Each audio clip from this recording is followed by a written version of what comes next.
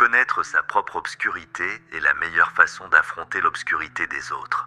Carl Gustav Jung. Vous est-il déjà arrivé de remarquer que vous comprenez la souffrance de n'importe qui, mais que, lorsqu'une personne essaie de prendre soin de vous, votre premier réflexe est de vous éloigner ? Pourquoi recevoir de l'amour semble-t-il plus inconfortable que porter le poids émotionnel de toutes les personnes qui vous entourent ? Et si ce que vous appelez l'empathie n'était pas seulement un don, mais aussi une stratégie inconsciente pour ne jamais avoir à révéler vos propres blessures ? Carl Jung a écrit « Nous ne devenons pas illuminés en imaginant des figures de lumière, mais en rendant consciente notre obscurité. » Peu de phrases décrivent aussi bien le paradoxe de ceux qui ont passé toute leur vie à soutenir, écouter, accueillir et porter les autres, sans jamais apprendre à demeurer vulnérables lorsque l'amour frappe enfin à leur porte. Il existe une vérité que presque personne n'ose admettre. Beaucoup d'empathie n'ont pas de difficulté à aimer. Leur difficulté est de croire qu'ils peuvent être aimés sans avoir à mériter cet amour. Très tôt, ils ont appris que leur valeur résidait dans leur capacité à apaiser les conflits, à anticiper les besoins des autres et à éviter le rejet. Ils ont ainsi construit une identité fondée sur le fait d'être indispensables. Mais cette identité exige un prix silencieux. Plus vous devenez indispensable, moins vous permettez à quelqu'un d'atteindre réellement la personne qui se cache derrière ce rôle. La psychologie analytique appelle cet espace l'ombre. Il ne s'agit pas de la partie mauvaise de la personnalité, mais de tout ce qui a été dissimulé afin de préserver une image socialement acceptable. Et pour beaucoup d'empathie, cette ombre n'est pas faite d'égoïsme, mais de la peur de dépendre des autres, de demander de l'aide et de découvrir que, sans être utiles, ils ne sont peut-être pas suffisants. Dans cette vidéo, vous ne trouverez ni promesse de guérison rapide, ni formule toute faite. Nous allons explorer pourquoi certaines personnes parviennent à offrir leur amour avec une grande facilité, mais tremblent face à la simple expérience de le recevoir. Car, parfois, la plus grande transformation ne commence pas lorsque vous apprenez à aimer quelqu'un. Elle commence lorsque vous cessez de fuir l'amour qui finit enfin par vous trouver.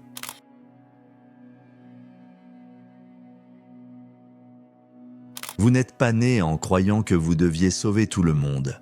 C'est une conclusion à laquelle votre esprit est parvenu après avoir observé, à maintes reprises, que l'environnement qui vous entourait semblait dépendre de votre sensibilité. Bien avant de comprendre ce qu'était l'amour, vous cherchiez déjà à éviter les conflits, à percevoir les changements d'humeur et à anticiper des besoins que personne n'exprimait à voix haute. Ce comportement est souvent confondu avec de la maturité. Beaucoup admirent l'enfant, là qui ne pose aucun problème, qui remarque lorsqu'une personne est triste, qui apprend très tôt à prendre soin de ses frères et sœurs ou qui devient le soutien émotionnel de sa propre famille. Pourtant, il existe une différence fondamentale entre l'empathie et l'adaptation. La première naît de la liberté, la seconde naît de la nécessité de survivre sur le plan émotionnel. Carl Jung affirmait que la personnalité consciente se construit comme une réponse au monde. Ce qu'il appelait la persona n'est pas ce que nous sommes réellement,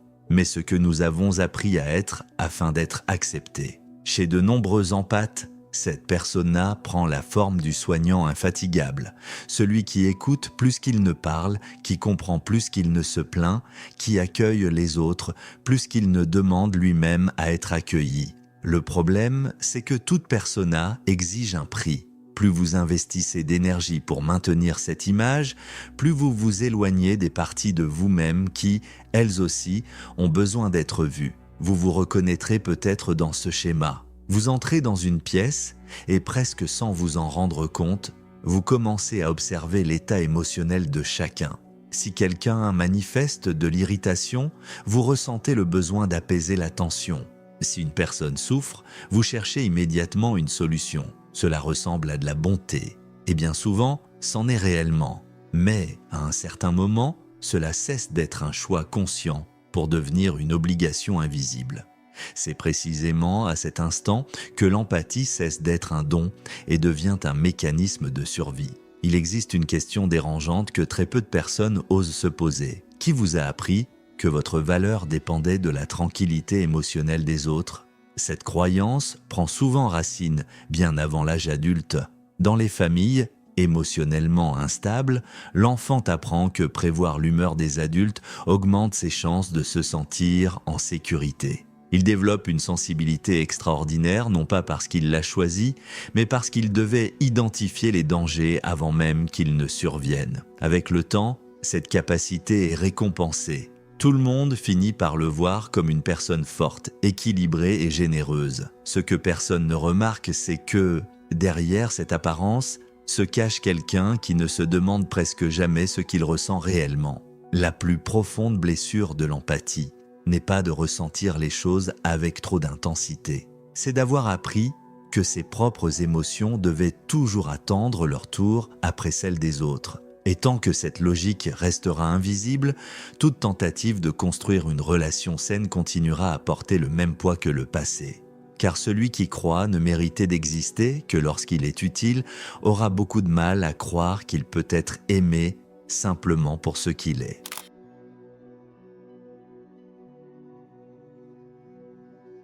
Après avoir compris l'origine de cette blessure, une question encore plus dérangeante surgit. Que se passe-t-il lorsque la bonté cache, elle aussi, un besoin? C'est l'une des idées les plus provocantes de Carl Jung. Pour lui, l'ombre n'est pas composée uniquement des pulsions agressives ou des défauts que nous rejetons. Elle abrite également les qualités qui ont été vécues de manière déséquilibrée. Même la compassion peut dissimuler des aspects inconscients lorsqu'elle devient un mécanisme de défense. C'est précisément à ce moment que de nombreux empathes rencontrent une résistance. Pendant des années, ils ont cru qu'ils aimaient simplement plus profondément que les autres. Mais en observant leur comportement avec lucidité, ils découvrent quelque chose d'inattendu. Bien souvent, prendre soin des autres signifiait aussi garder le contrôle de la relation. Réfléchissez au nombre de fois où vous avez offert votre aide avant même qu'on ne vous la demande. Au nombre de fois où vous avez assumé des responsabilités qui ne vous appartenaient pas. Au nombre de fois où vous avez tenté de résoudre des conflits qui relevaient uniquement de l'autre personne. En apparence, tout cela ressemble à de l'altruisme. Mais dans l'inconscient, une autre logique peut être à l'œuvre. Lorsque vous êtes toujours dans la position de celui qui sauve, vous n'avez presque jamais besoin d'occuper la place de celui qui dépend des autres. Tant que tout le monde a besoin de vous, personne ne remarque à quel point vous aussi avez besoin d'être accueilli. Voilà le paradoxe silencieux. Le protecteur permanent ne court jamais le risque d'être vu dans toute sa fragilité. Car toute son identité s'est construite autour de l'image de celui qui supporte tout. Jung observait que ce que nous ne reconnaissons pas en nous finit par gouverner nos choix à notre insu. L'ombre ne disparaît pas parce qu'on l'ignore. Elle trouve simplement des moyens plus subtils et plus sophistiqués de diriger notre vie. C'est pourquoi tant d'empathes sont attirés par des personnes émotionnellement indisponibles, profondément blessées ou excessivement dépendantes. À première vue, cela semble être une simple coïncidence. En réalité, cette dynamique préserve une position psychologique familière. Tant que l'autre a besoin d'être sauvé, vous continuez à jouer le rôle que vous connaissez depuis l'enfance. Vous n'avez pas besoin de révéler vos insécurités. Vous n'avez pas besoin d'avouer vos peurs. Vous n'avez pas à faire l'expérience de la vulnérabilité qui consiste simplement à exister sans remplir une fonction. Il existe une forme subtile de pouvoir caché dans ce comportement. Non pas le pouvoir de dominer, mais celui d'être indispensable. Être indispensable procure un sentiment de sécurité. Si tout le monde dépend de vous, il semble moins probable que vous soyez abandonné. Mais cette sécurité exige un prix extrêmement élevé, car les relations fondées sur le besoin évoluent rarement vers une véritable intimité. Dans une relation authentiquement intime, chacun doit abandonner son masque. L'autre cesse d'être quelqu'un qu'il faut sauver, et vous cessez d'être le héros. C'est précisément à cet instant que la peur surgit. Sans le rôle du protecteur, qui croyez-vous être? Cette question provoque souvent un profond sentiment de vide. Beaucoup découvrent qu'ils ont passé tant d'années à construire leur identité autour des besoins des autres qu'ils n'ont jamais appris à reconnaître leurs propres désirs. Et ce vide est effrayant. C'est pourquoi l'inconscient s'obstine à répéter les mêmes schémas. Il préfère la souffrance familière à l'inconnu de la transformation. L'ombre du protecteur ne révèle pas que vous aimez trop peu. Elle révèle que, bien souvent, vous avez appris à aimer sans jamais permettre la réciprocité. Pendant que vous donnez tout, vous évitez de découvrir si quelqu'un resterait à vos côtés lorsque ce serait vous qui auriez besoin de soutien. Voilà le véritable piège.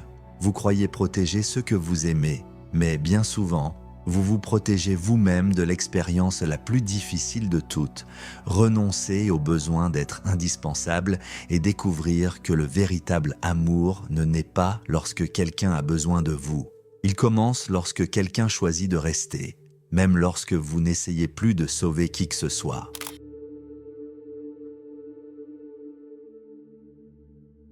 Il existe un moment qui révèle toute l'architecture invisible de l'esprit de l'empathie. Ce n'est pas lorsqu'il offre son aide, c'est lorsqu'une personne essaie de l'aider. C'est à cet instant précis que quelque chose se contracte à l'intérieur de lui.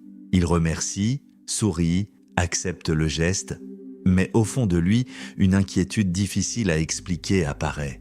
Comment vais-je rendre l'appareil ? Attend-on quelque chose de moi maintenant ? Peut-être que je dérange. L'amour cesse alors de ressembler à un cadeau pour être perçu comme une dette. Cette réaction naît rarement dans le présent. Elle appartient au passé. Lorsqu'un enfant apprend que l'affection s'accompagne de reproches, de critiques ou de manipulations, son inconscient enregistre une association dangereuse. Recevoir signifie perdre sa liberté. Même à l'âge adulte, cette programmation continue d'agir.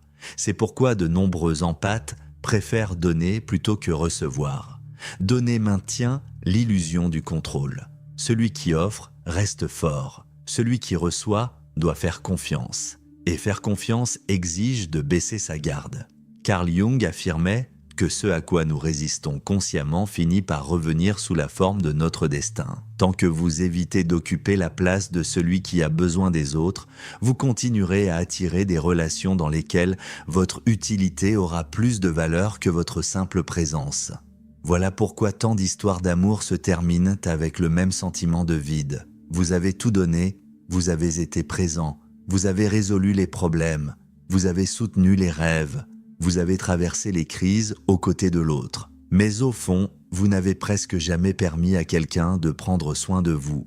Sans même vous en rendre compte, vous avez transformé la relation en un chemin à sens unique. L'autre connaissait votre force, mais jamais votre fragilité. Il connaissait votre capacité à accueillir les autres, mais pas vos peurs. Il connaissait la personne qui disait toujours « je vais m'en occuper », mais jamais celle qui, en silence, rêvait simplement de pouvoir se reposer dans les bras de quelqu'un. Voilà la véritable peur de recevoir. Ce n'est pas la peur de l'amour, c'est la peur d'être vu sans l'armure de l'utilité. Car si plus personne n'a besoin de vous, il ne restera que la personne que vous êtes réellement. Et cette possibilité effraie celui qui a passé toute sa vie à croire que sa valeur dépendait de tout ce qu'il pouvait offrir. Pourtant, c'est précisément là que commence la transformation. Recevoir de l'amour ne signifie pas renoncer à votre force. Cela signifie découvrir que votre existence a de la valeur, même lorsque vous ne résolvez aucun problème, que vous ne portez plus les émotions des autres et que vous ne cherchez plus à sauver aucune relation. Peut-être que la question la plus importante n'a jamais été « Qui puis-je aider ?» Peut-être est-ce une toute autre question. Qui est-ce que je m'autorise à être lorsque, pour la première fois, quelqu'un choisit de prendre soin de moi ?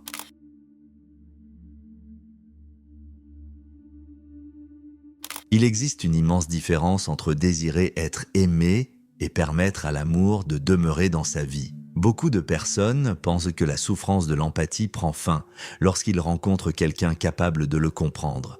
Mais ce n'est que la moitié de l'histoire. Le véritable défi commence précisément lorsque cet amour se présente. Car, pour la première fois, il n'y a personne à sauver. Il n'y a aucune crise à résoudre. Il n'y a aucun abandon imminent à empêcher. Il y a seulement la présence paisible de quelqu'un qui choisit de rester. Et paradoxalement, cette tranquillité peut sembler plus effrayante que n'importe quelle relation chaotique. Un esprit habitué à la tension interprète la paix comme quelque chose d'étrange. Pendant des années, il a associé l'intensité à l'amour. Il a appris qu'aimer signifiait lutter, persévérer, endurer et prouver sans cesse sa valeur. Lorsqu'il rencontre enfin une relation saine, il en vient à regretter ce qu'il appelait autrefois la passion. Mais ce n'était pas de la passion, c'était de la familiarité.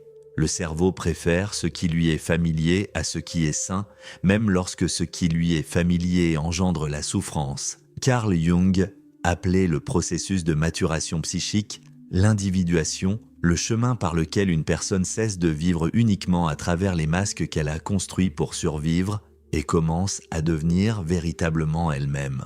Ce processus exige une perte, la perte de l'identité bâtie sur le besoin d'être indispensable. Tant que vous croirez ne mériter l'amour que lorsque vous vous rendez utile, vous continuerez à transformer chaque relation en une occasion de prouver votre valeur. Mais le véritable amour n'a pas besoin de preuves constantes, il a besoin de présence. Recevoir de l'amour signifie accepter quelque chose qui, pour beaucoup d'empathie, semble insupportable. Être vu dans sa totalité. Être vu les jours où vous ne savez pas quoi faire. Dans les moments où vous êtes épuisé. Lorsque vous avez vous aussi besoin de réconfort. Lorsque vous n'avez pas toutes les réponses. Lorsque vous échouez. Lorsque vous existez simplement. C'est à cet instant que l'ancienne persona commence à disparaître. Et cela peut faire peur, car toute identité, même celle qui engendre la souffrance, procure un sentiment de sécurité. C'est pourquoi intégrer l'ombre ne signifie pas détruire votre empathie. Cela signifie la libérer de l'obligation de soutenir votre estime de vous-même. Vous demeurez sensible, vous demeurez généreux, vous demeurez capable de comprendre profondément les autres. Mais désormais, votre bonté ne naît plus de la peur de perdre quelqu'un. Elle naît de la liberté de choisir. C'est à ce moment précis que l'empathie cesse d'être un mécanisme de survie pour devenir un acte de conscience. Vous aidez lorsque vous le pouvez. Vous posez des limites lorsque cela est nécessaire. Vous acceptez le soutien sans culpabilité. Vous exprimez vos besoins sans honte. Et vous comprenez que la vulnérabilité ne diminue pas votre force. Elle ne fait que révéler votre humanité. C'est peut-être la plus grande leçon que Jung cherchait à transmettre en parlant de l'intégration de l'ombre. Il ne peut y avoir de véritable plénitude tant qu'une partie de vous-même demeure cachée derrière un masque. L'amour qui transforme réellement ne cherche pas la version parfaite de vous, il cherche votre être tout entier. Celui qui a compris qu'être aimé ne dépend ni de la performance, ni de l'utilité, ni du sacrifice. Cela dépend uniquement du courage de rester présent lorsque quelqu'un choisit enfin de vous aimer exactement tel que vous êtes. Et peut-être que la question qui vous accompagnera après cette vidéo est la plus importante de toutes. Si vous cessiez de vivre pour mériter l'amour, auriez-vous le courage de simplement le recevoir ?